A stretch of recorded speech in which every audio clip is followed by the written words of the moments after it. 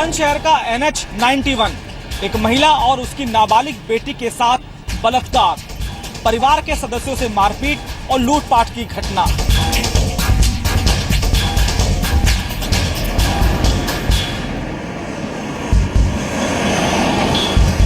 Highway की सुरक्षा की पोल खोलते हुए बदमाश नोएडा के परिवार को बंधक बनाकर इसी खेत में पहुंचते हैं।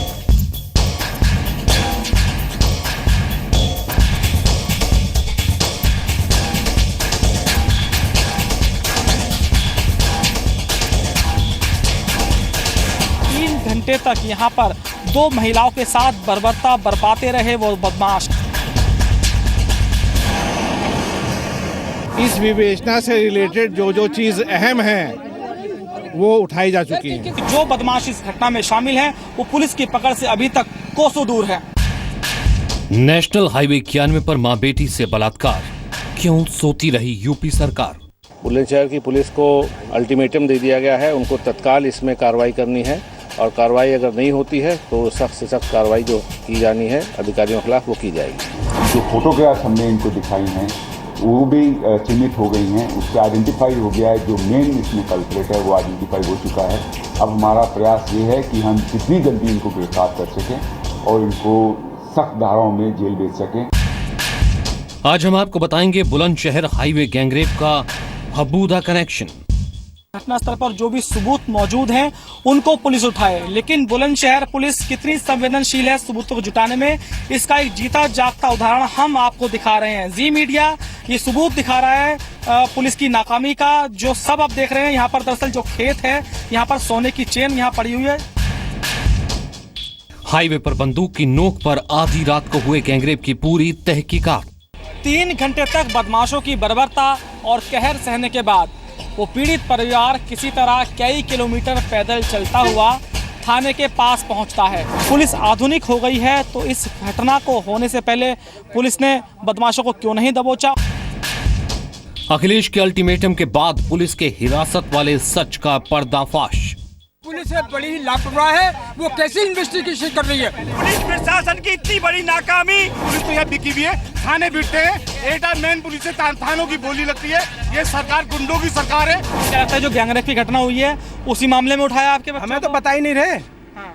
वो कह रहे पूछताछ करेंगे, किसकी पूछताछ करेंगे ये पता नहीं है। उत्तर प्रदेश में आपके परिवार की सुरक्षा भगवान भरोसे कब तक?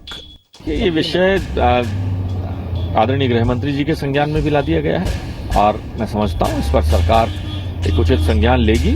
उत्तर प्रदेश की सरकार को इसका जवाब देना होगा कि आखिरकार कब तक एक बेटी की अस्मत इस तरह से लुटती रहेगी। नहीं लगता कि जो लोग बेटी बचाओ बेटी पढ़ाओ का नारा देते थे, अब तो बेटी उठाओ और बेटी को अपमानित करो, ये आए दिन की घटना हो गई है। क्या कार्रवाई करेंगे सपा के प्रमुख अखिलेश यादव जी और क्या संज्ञान लेंगे मोदी जी? समाजवादी पार्टी की सरकार और श्री अखिलेश यादव, इनके शासन में उत्तर प्रदेश एक कह लीजिए कि अराजकता के दौर से गुजर रहा है। कानून व्यवस्था नाम की कोई चीज नहीं। इसलिए श्री अखिलेश यादव जी से मैं यही कहना चाहूंगा, उत्तर प्रदेश पे कृपा करें और वो इस्तीफा दे करके और उत्तर प्रदेश की सरकार से अपने को बाहर करें, क्योंकि उनके बस में या उनकी पार्टी के बस में उत्तर प्रदेश को चलाना नहीं। पैसे से भी लूटते हैं और इज्जत भी लूटते हैं। अखिलेश यादव की सरकार को तत्काल रूप से बर्खास्त करके वहां पर एक गवर्नर रूल लगाया जाए। बुलंदशहर हाईवे गैंगरेप पर बड़ा खुलासा।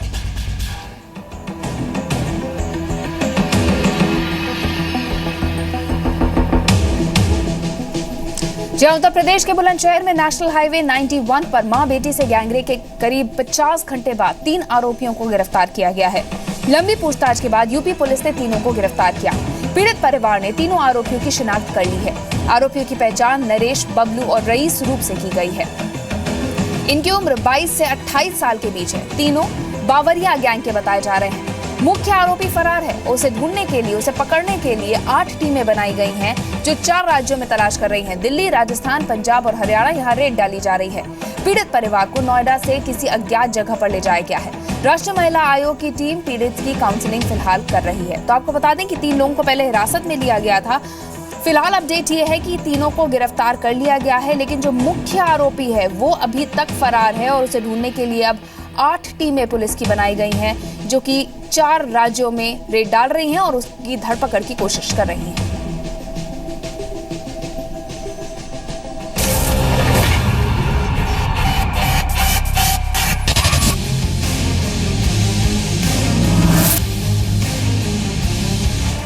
उत्तर प्रदेश के बुलंदशहर में नेशनल हाईवे 91 की इसी जगह पर शुक्रवार की आधी रात को मां बेटी से गैंगरेप हुआ। हाईवे के पास इसी खेत में गैंगरेप को अंजाम दिया गया। घटनास्थल पर सोने की चेन, लेडीज पर्स और शराब की बोतलें मिली, लेकिन ये सबूत गैंगरेप की जांच कर रही पुलिस को जरूरी नहीं लगे। यहाँ पर दरअसल जो खेत है, यहाँ पर सोने की चेन यहाँ पड़ी हुई है। निश्चित तौर पर वो जो महिलाएं थी जो बदमाशों द्वारा बंधक बनाकर इस खेत में लाई गई होगी, जब छीना झपटी हो रही होगी तो उनकी सोने की चेन टूटकर यहाँ पर गिर गई और उसके बाद पुलिस को चाहिए था कि घटनास्थल का अच्छी तरीके से वो निरीक्षण करे, ताकि जो सबूत यहाँ पर मिलेंगे बाद में जब ये मामला कोर्ट में जाएगा तो बदमाशों के खिलाफ अहम सबूत बनेगा। लेकिन पुलिस ने इस सबूत को इग्नोर कर दिया। अभी तक विवेचना के लिए आपको नहीं लगता कि उठाना चाहिए था पुलिस को? इस विवेचना से रिलेटेड जो चीज अहम है वो उठाई जा चुकी है। किस पर कार्रवाई की गई है? अरेस्टिंग किसको की हुई है सर? कार्रवाई किस पर की गई है? मैं आपको बता रहा हूं कि जो चीज इन्वेस्टिगेशन में रेलेवेंट है वो उठाई गई है। बुलंदशहर हाईवे पर उस रात क्या क्या हुआ जब गैंगरेप हो रहा था, तब यूपी पुलिस कहां थी और क्या कर रही थी? हाईवे गैंगरेप केस में जिस गैंग का नाम सामने आ रहा है उसका क्राइम प्रोफाइल भी आपको आगे दिखाएंगे, लेकिन उससे पहले देखिए तस्वीर जो उत्तर प्रदेश पुलिस को मुख्यमंत्री अखिलेश यादव के अल्टीमेटम के बाद की। ये उन छात्रों के अभिभावक हैं जिन्हें पुलिस ने हाईवे गैंगरेप के आरोप में हिरासत में लिया है। अभिभावक अपने बच्चे की मार्कशीट दिखा रहे हैं कि वो पढ़ने वाले बच्चे हैं, कोई गुनहगार नहीं।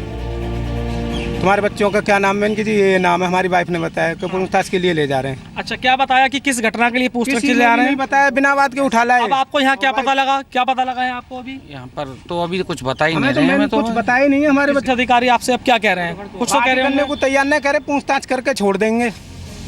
दरअसल यूपी पुलिस ने अब तक हाईवे गैंगरेप मामले में 15 लोगों को हिरासत में लिया है। मौके पर सोती रही पुलिस की कार्रवाई अखिलेश यादव अल्टीमेटम के बाद हुई। यूपी में मां बेटी की इज्जत की रक्षा करने में नाकाम पुलिस वाले सीएम अखिलेश यादव के अल्टीमेटम की इज्जत रखने में जुट गए, लेकिन गुनहगार अब तक गिरफ्त से बाहर हैं। अपने कर्तव्यों में थोड़ी सी लापरवाही बरतने और शिथिलता बरतने के लिए सीओ सिटी के खिलाफ जांच दिखाई गई है। उन अक्यूज्ड के डेरों का आइडेंटिफिकेशन हो गया है, वहां हमारी टीम चली गई है और आशा करते हैं कि जल्द से जल्द हम इसमें आपको कार्रवाई करके लाएं। मौकाए वारदात पर यूपी पुलिस के छोटे से लेकर बड़े अधिकारी तक हाजिरी लगा चुके हैं। बावजूद इसके अब तक गुनहगारों की पहचान ही हो रही है। इसमें निश्चित रूप से कहीं ना कहीं लापरवाही है। फिलहाल एसएचओ कोतवाली देहात को सस्पेंड कर दिया गया है और भी अगर कोई दोषी पाया जाएगा उसके खिलाफ भी सख्त कार्रवाई होगी। दूसरी ओर बुलंदशहर हाईवे पर स्थानीय लोग पुलिस के विरोध में प्रदर्शन कर रहे हैं। खिलाफ बुलंदशहर के लोगों का गुस्सा फूट पड़ा है। आप देख सकते हैं कि जो NH 91 है उसको लोगों ने जाम कर दिया है। देखिए ये जो घटना हुई है बड़ी शर्मनाक घटना है और ऐसे जिन्होंने वारदात की है उन्हें उठा कर चौराहे पे गोली मार दी। मीडिया ने पर्स भी ढूंढा, यहाँ पे सोने की चेन भी ढूंढी और महिला की रिंग भी ढूंढी। इससे ज्यादा दुष्कर का काम नहीं हो सकता। ये बड़े शर्म की बात है और यहाँ की जो पुलिस है बड़ी ही लापरवाह है। वो कैसे इन्वेस्टिगेशन कर रही है? बुलंदशहर गैंगरेप पर विपक्ष भी यूपी की अखिलेश सरकार पर निशाना साध रहा है। उत्तर प्रदेश की सरकार को इसका जवाब देना होगा कि आखिरकार कब तक एक बेटी की अस्मत इस तरह से लुटती रहेगी। इसके लिए उत्तर प्रदेश की सरकार जवाब दे। किस प्रकार से हमारी बहन और बेटियों, उनकी अस्मिता पर आए दिन दहाड़े गुंडों के द्वारा हमला किया जाता है और सरकारें मूक दर्शक बनी रहती हैं। ये एक बहुत ही शर्मनाक घटना है जो वहां पर उत्तर प्रदेश में अखिलेश यादव के राज में हुई है। इससे ये पता चलता है कि अखिलेश यादव के राज में समाजवादी पार्टी के शासन में कोई कानून व्यवस्था नहीं।